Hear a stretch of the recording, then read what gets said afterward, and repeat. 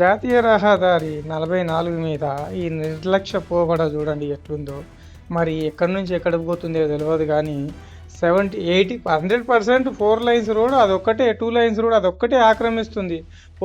పోయేటోళ్ళకు overtake చేసేటోళ్ళకు ఆయనకి side మిర్రర్లు ఏం కనబడుతుంది, ఏం కథ, ఏం లక్షణము.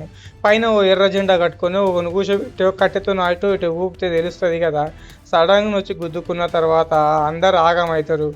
ఇది భూత్పూర్ నుంచి జడ్చర్లకు వచ్చే జాతీయ రహదారిపై ఇప్పుడు జరుగుతున్నది. ఇప్పుడు ఫ్లాష్ న్యూస్ అల్లాది చూస్తురు కదా. పోనీకే రానికి తోడు ఇసరంగా ఉంటేనే పోనీకే కుదురుతలేదు. ఇంకెవరైనా అచ్చిరాని డ్రైవింగ్కి పోయి గసక్కున గుద్దిర్రు అనుకో జీవితం ఉల్టా పల్టా అవుతుంది.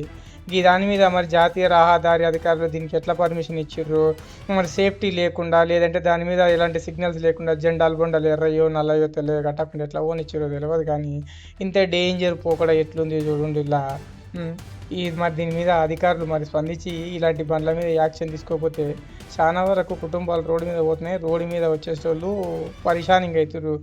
ఇప్పుడు చూపించేది వచ్చేసి రోడ్డు మీద పార్కింగ్ చేసిర్రు. భూత్పూర్ ఫ్లైఓవర్ దిగిన వెంటనే జడ్చర్ల ఎక్కడానికి రోడ్ ఉంది కదా, రోడ్డు మీద ఒక సైడ్ కాపినా కూడా 1.5 లైన్ రోడ్డు మొత్తం జామ్ అయిపోయింది. ఆడ చిన్న తేడా వచ్చి కొట్టినా కూడా 2 లారీలు అయినాయి. కుటుంబాలు ఆగం అవుతాయి. ఉల్లా ఈ సోపతులు అంబలి పోయా మీకు ఎట్లా మనుషులా గాడుదులరా స్వామి మీరు?